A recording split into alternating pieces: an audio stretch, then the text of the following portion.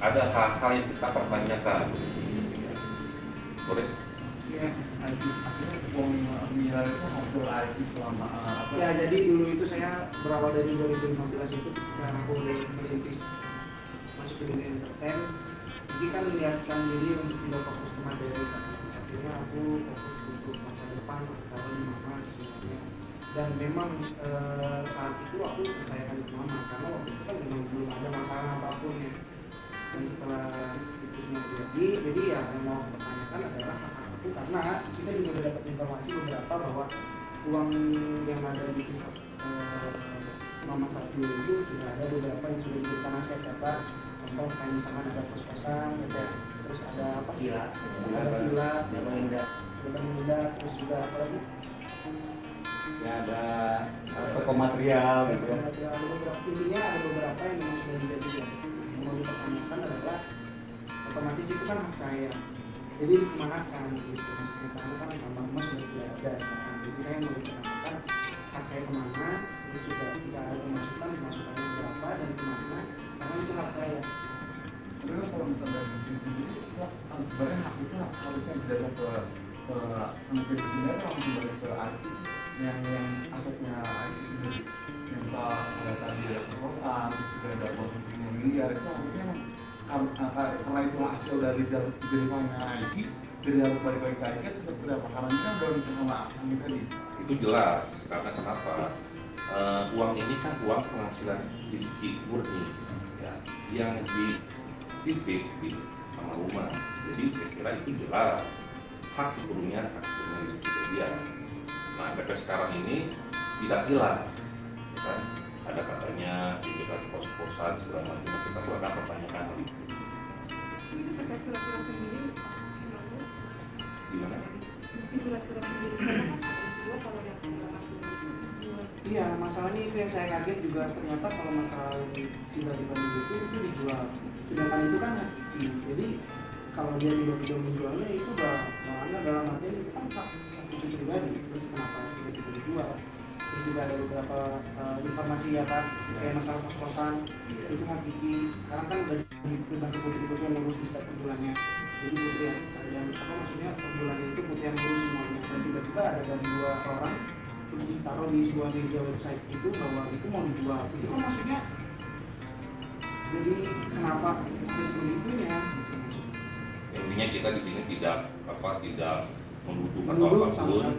kita hanya Mempertanyakan. Karena saya kemarin Teddy nggak ada. Teddy kan sudah Teddy kan dari awal kan mempersoalkan harta. Nah sekarang kita pertanyakan hartanya Rizky ini kemana? Ini murni loh, Rizky yang kerja, uang Rizky 100%. Kira gitu. Tapi pihak tadi diwakili kuasa hukumnya ada jawaban soal terkait yang milik Iki sendiri. Nah, kemarin waktu pertemuan tidak bisa menjawab. Ya, gitu. Karena kan makanya waktu itu jam 4 kita langsung dihubungi sama pengacaranya, kita tunggu di tempat pertemuan.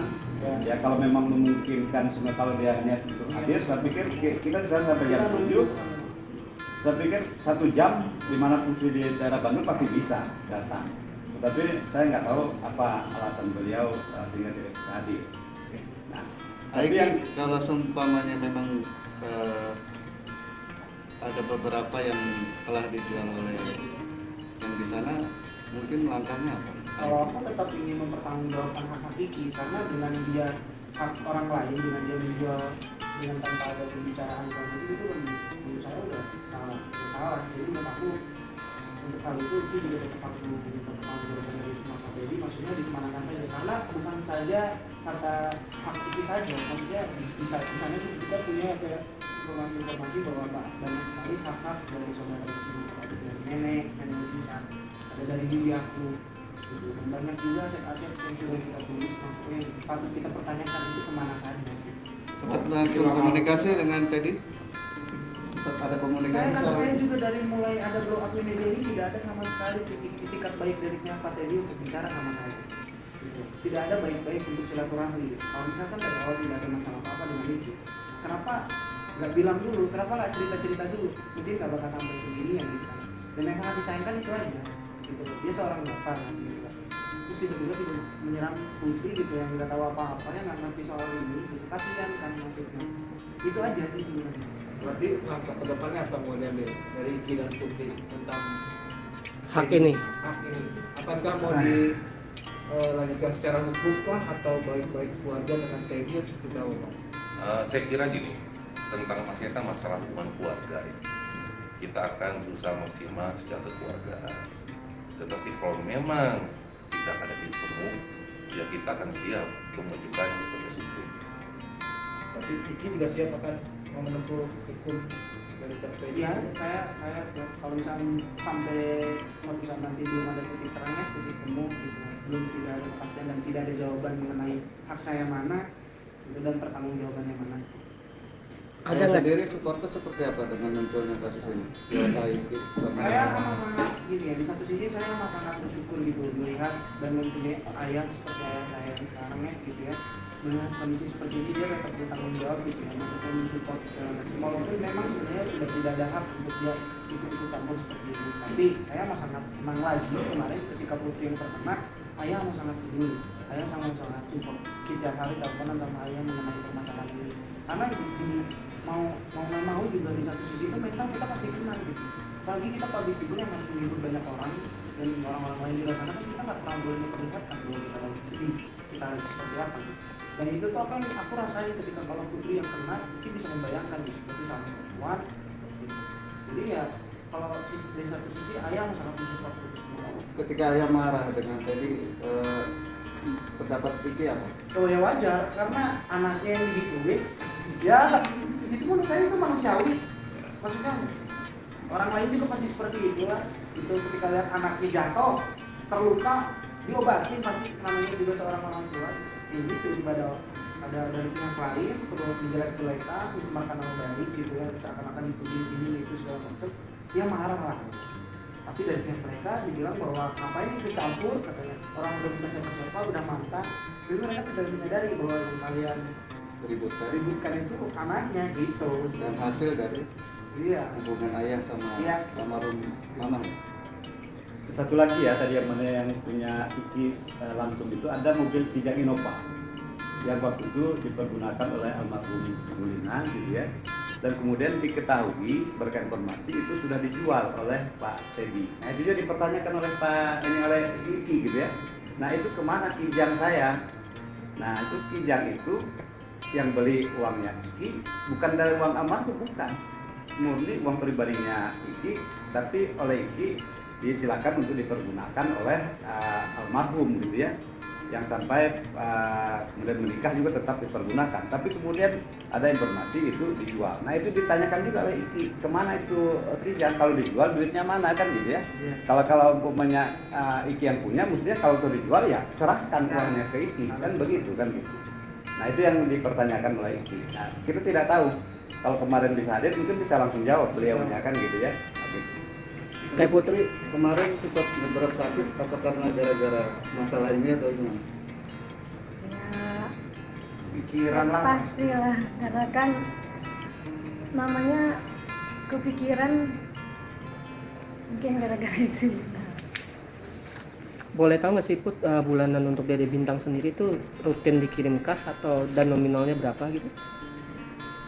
Mungkin kalau nominal kita Enggak. sudah ini lah. Tapi rutin tiap bulan ya? Bisa lah ya kalau mau Enak juga disebut. kalau diobrolin berapa-berapanya. Tapi kalau yang mau Iki sampaikan ketika kedua pengurus Dede Bintang dari istrinya Pak Encep dan juga Teh Dewi, pokoknya aku tuh selalu memberikan statement kepada mereka ketika dia lagi ngurus ya. Apapun kebutuhannya, kata aku tuh, apapun yang dibutuhkan soal Dede Bintang, just let me know, kata aku, kabarin aku aja apapun itu, kata aku.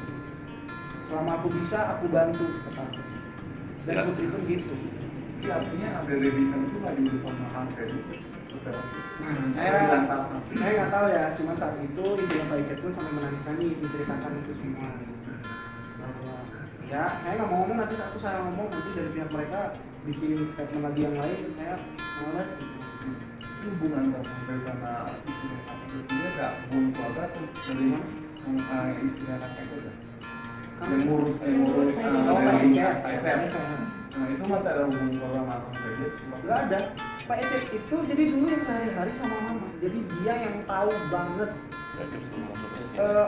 Uang kemana masuknya, aktivitas Pak Teddy sama Mama kemana aja, Pak Ece kan tahu semuanya. Dan istrinya itu karena memang sangat sayang sama almarhumah dan merasa ditolong saat itu sama almarhumah, akhirnya dia mau menolong ngurus itu Dede Bintang.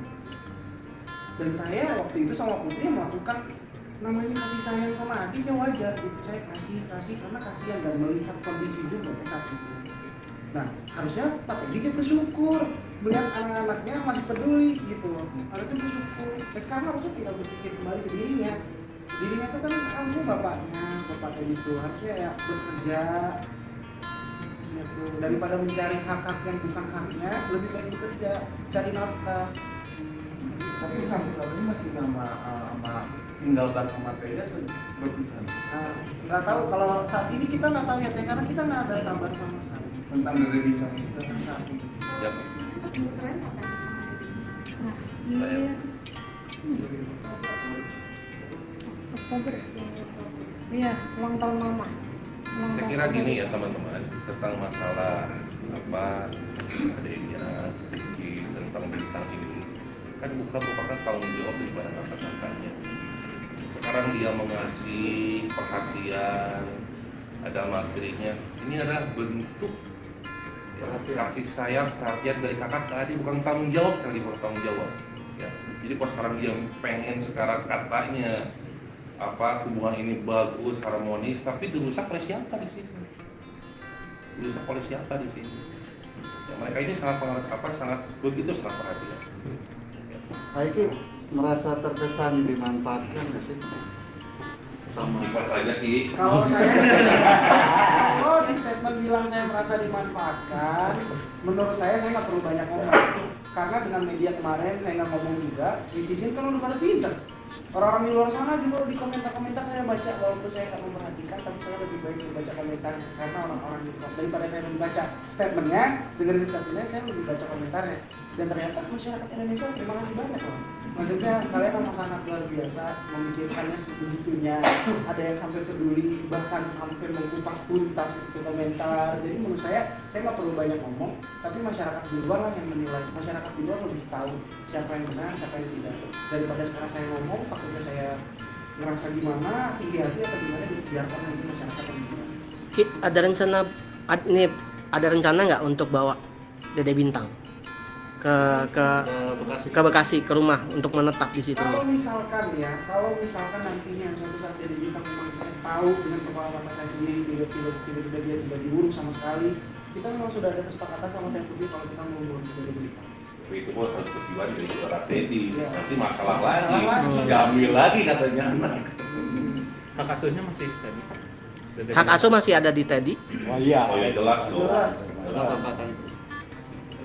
Ini ada tambahan lagi ya. Jadi yang ingin ditanyakan juga oleh pihak keluarga itu, dulu ada perhiasan emas satu box itu lebih kurang nilainya hampir 2 miliar. Itu atas rekomendasi Pak Teddy itu diserahkan kepada orang yang namanya Iwan. Nah, kemudian perhiasan emas itu dimasukkan ke dalam gentong. Kemudian itu katanya mau dibersihkan ya, gitu ya, Putri ya. Nah itu waktu itu hadir waktu penyerahan itu ada Bu Itisa, ibunya almarhum, ada Pak Ecet juga hadir ya, Pak Ecet ya. Nah kemudian ada Bu Lina, ada Pak Teddy. Nah kemudian katanya waktu itu jangan dibuka dulu, gentong ditutup kain gitu ya. Nanti nih biar dibersihkan, nanti dalam waktu tertentu nanti baru boleh dibuka. Bahasanya tuh gini katanya tuh, barang-barang kenapa dikumpulkan karena harus dibersihkan karena kan itu barang-barang dari Kang Sule dulu. Jadi harus dibersihin dulu semuanya. Ya Teh ya, Pak bener bahasanya gitu kan? Takutnya aku nggak Mepohok ada. Kang Sule gitu. Ya takutnya. Harus dibersihin. Jadi harus ditaruh di gentong, ditaruh apalah kayak lap gitu katanya. Jangan dibuka. Ternyata karena nenek penasaran saat itu ya nenek kan minta memaksa dibuka, nggak ada, kosong. Ternyata dibersihkan tuh benar-benar dibersihkan. Bersih itu kan. Saya kaget. karena kan kalau saya nggak ada di situ tuh, tapi saya amat sangat peduli karena kan maksudnya di situ ada perhiasan nenek juga, jadi saya apalagi perhiasan mama almarhumah. Nah yang mau dipertanyakan kemana? Karena maksudnya gini, yang membersihkan itu adalah namanya itu saudara Iwan. Nah saudara Iwan itu kenal sama Pak Teddy. Nah sekarang saya mau mempertanyakan hak saya yang ada di dalam gentong itu kemana? Kalau misalkan tiba-tiba hilang gitu, jadi saya mau mempertanyakan juga. Karena saya mempertanyakan bukan hak almarhumah saja, karena ada hak dari nenek bisa. Itu yang mau saya pertanyakan kemana gitu sampai detik ini. Sejauh ini diberikan masa depannya dari bintang juga sih tentang COVID. Iya, dengan kata saya juga ya, dengan saya kemarin sama Putri tetap bersikeras, tetap mau ngasih keperluan mereka juga kan aku pengennya karena memang menjadi bintang tetap pengen hidup bebas, hidup tenang gitu loh, diurus serat kemarin gitu. Kalau mikirin masa depannya ya kita juga harus pikirkan ya, karena bagaimanapun dia tetap adik Kiki gitu, sampai kapanpun gitu. Yang saya sedihkan sampai detik ini adalah kenapa Dede Bintang yang nggak berdosa sama sekali dijadikan seperti alat gini, yang nggak berdosa seperti ini gitu, malah dipermainkan gitu, di media membawa nama-nama Dede Bintang, ngomongin tentang ahli waris bahwa Dede Bintang, kasihan maksud saya masih kecil itu sih. Sebenarnya sampai detik ini tinggal waktu di sini belum tahu nih keberadaannya dari bintang di mana atau masih istrinya saat Pak Ecet. aja. Kalau udah beberapa bulan tuh udah nggak sama istri Pak Ecet karena diambil katanya, dibawa gitu. Jadi kalau memberitahu, setahu saya kemarin pas pertemuan terakhir karena Pak Teddy nggak bisa, dia bilangnya katanya ngurus siapa ya, ngurus dari Bintang. Berarti otomatis mungkin mau Pak Teddy. Haiki, katanya Pak Teddy itu pernah ngomong sama Haiki sama Teh Putri soal hartanya yang 650 juta. Terus 150 jutanya itu dipakai renovasi kosan 32 pintu. Sisanya itu udah gabung sama hartanya almarhumah. Nah itu kira-kira gimana Pak? Ya nanti itu silakan buktikan aja. Kan dia Pak Teddy yang menyatakan begitu, kan? Nah silakan buktikan. Jadi ini ada informasi dari Pak Ecet ya. Mudah-mudahan Pak Ecet ini informasinya valid gitu ya. Jadi menurut informasi Pak Ecet, dulu memang Pak Teddy itu pernah cerita punya uang 650 juta. Ini informasi dari Pak Ecet ya. Ini orangnya ada nih. Ini apa? Pak Ecet. Nah jadi kata Pak Ecet, dari uang Pak Teddy itu dipergunakan untuk membuat restoran geprek ya. Iya. Di mana Pak Ecet? Di Lengket itu Buah Batu. Berapa biayanya? nyawa juga udah 2 tahun 300. Pak Ecet di belakang Pak Ecet. Lebih kurang berapa? 500 juta. Sewanya 300. 2 tahun, alat-alat 200 jadi 500. 500. Jadi uang Pak Teddy itu sudah habis di sana gitu ya. Habis. Nah, jadi kalau umpamanya katanya ada kos-kosan itu ada uangnya Pak Teddy sebagai uang Pak Teddy ya silakan menilai lah kan gitu ya. Nah, kita kalau umpamanya urusan benar atau tidaknya kalau mau pembuktian nanti urusan lain gitu ya. Nah, tetapi kan biarkanlah hati nurani kita yang akan bicara kan gitu ya, apa benar gitu ya itu memang milik beliau dan juga nanti bisa dibuktikan saksi-saksinya masih ada. Ini Pak Ecet juga masih ada. Terus yang ngurus kosannya juga kita banyak tektokan karena sempat ada beberapa hal yang dibuat janggal yang ngurus Pak. Jadi saat itu bulanan kan biasanya ke Putri semua ya Pak ya Teh ya. Bulanan ke Putri semua tiba-tiba dari pihak Pak Teddy bilang ke yang punya yang ngurus kosan bahwa pengen bulanannya itu udah transfer ke saya aja langsung katanya.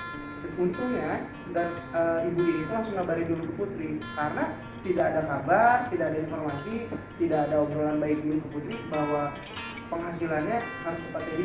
Nah maksud aku perihal-perihal kayak gitu kan maksudnya tuh jadi permasalahan nantinya gitu. Kayak tiba-tiba ada 2 orang ditaruh di iklan untuk kosan itu tersebut dijual. Yang 1 orang sempat kita tegur ya Pak. Satu orang sempat kita tegur, yang 1 lagi terus ngeyel apa ya dia bikin iklan lagi dijual sedangkan itu bukan haknya gitu.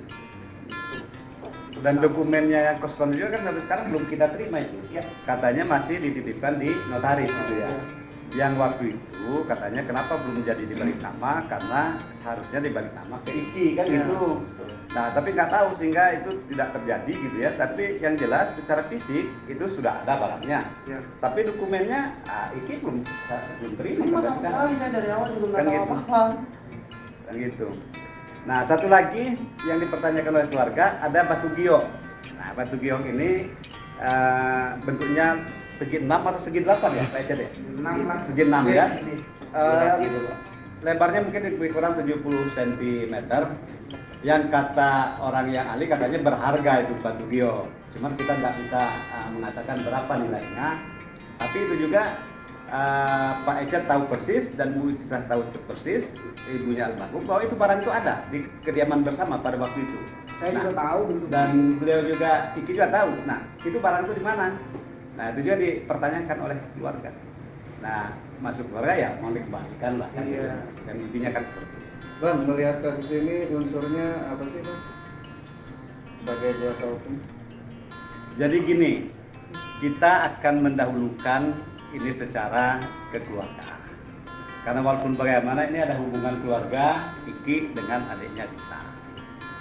Jadi sepanjang ini bisa kita selesaikan dengan baik secara musyawarah dan kekeluargaan, hal tadi bisa dipertanggungjawabkan oleh Pak Teddy gitu ya. Mengenai hak bintang juga insya Allah nanti akan dibicarakan. Nah, bisa selesaikan dengan baik. Saya pikir kita tidak perlu menempuh jalur hukum karena itu upaya terakhir lah gitu ya. Kita tidak akan bicara itu dulu, kita akan upayakan untuk bisa selesaikan dengan baik. Tapi kita mohon kepada Pak Teddy sesuai dengan harapan Iki, Putri dan keluarga yang lain, hal-hal yang tadi dipertanyakan tolong dipertanggungjawabkan dan dijelaskan. Kalau barangnya ada di mana, uangnya ada di mana, kalau masih ada di beliau ya. Kalau memang ada Iki ya kembalikan ke Iki dan seterusnya. Kalau mobil sudah dijual, ya uangnya mana, ya kembalikan ke itu aja. Tetap mau jalur kekeluargaan dulu ya. Kita akan mendahulukan jalur kekeluargaan. Jangan pertemuan lagi, jangan nikah lagi bang. Gimana? Jadi jangan nikah lagi bang. Wah, nggak tahu. Nggak komen masalah itu. Nggak komen. Masih lihat beritanya, cuman Itu masalah pribadinya Pak Saudara Teddy.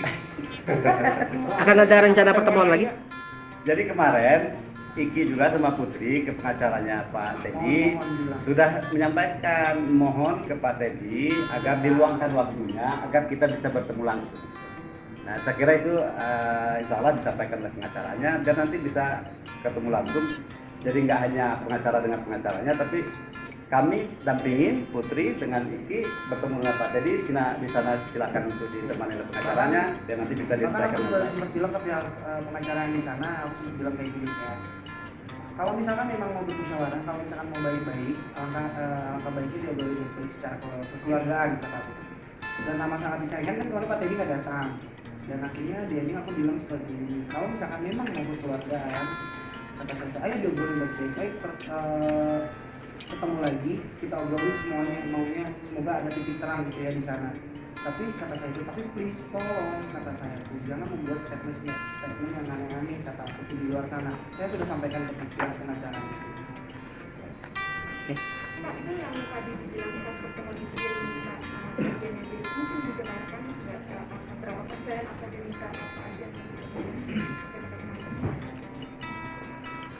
Ya jadi gini, jadi pengacaranya menyampaikan bahwa setelah almarhum meninggal, Pak Teddy itu adalah bagian dari ahli warisnya almarhum, dan kira-kira kan gitu.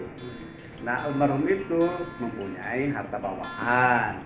Nah, itu yang diminta oleh beliau bahwa beliau juga berhak atas harta bawaan dari almarhum Lina.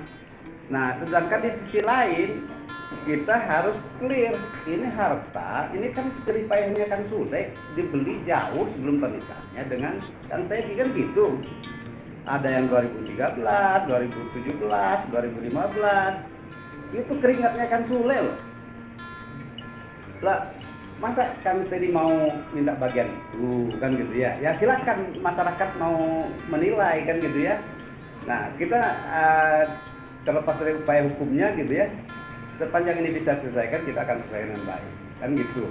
Nah, jadi jangan kita bolak-balik ke sana. Pada mengenai waktu perceraian itu dulu, kan saya selaku kuasa beliau dengan Pak Hudaya, dengan Pak Ferry juga waktu itu ya. Jadi waktu itu memang sudah ada kesepakatan antara Kang Sule dengan pihak Bu Lina. Walaupun apa kesepakatannya tidak bisa kami buka sekarang. Dan tidak ada, kalau ada itu adalah diperuntukkan buat anak-anak, kan gitu ya. Nah jadi menurut kami gitu ya, apa haknya Pak Teddy meminta bagian dari urusan harta Bu Lina itu gitu ya. Nah rasanya nggak pas lah kan begitu ya, rasanya nggak pas. Kalau untuk bintang Iki Putri insya Allah akan diberikan sesuai dengan hak kan gitu. Jadi nggak usah khawatir kalau bintang itu tetap adanya Iki, adanya Putri gitu ya. Nah cuma kalau Pak Teddy meminta bagian dari situ, Apa haknya ya? apa haknya kan gitu ya. Apalagi di dalam dokumen tersebut ada namanya Rizky, mau diminta juga. Kan lucu. Ada Bu Tisa gitu ya. Bisa diminta juga. Bisa juga. Kan lucu saya bilang. Ya, Ya. gini ya, satu lagi sebenarnya Kang Sule itu kan sudah rusak dia gara-gara beliau itu kan. Ya, mungkin kalau kita buat Kang Sule ini laki-laki yang saya kenal paling sabar dia. Paling sabar Paling sabar dia. Paling seperti itulah, terima kasih juga paling ke para media, maksudnya Ya. mohon bantuannya kayak di judul atau apa, semoga tidak jadi makin memanas dari statementnya apa-apa. Iya. Yang penting ini mah kita menjawab pertanyaan-pertanyaan di luar sana dari para media gitu ya. Bukan kita tidak mau mengklarifikasi saat itu, Iya. tapi kita hanya mencoba untuk menghargai dulu Pak Teddy saat itu. Oke, sip. Oke, cukup. Terima kasih ya. Terima kasih.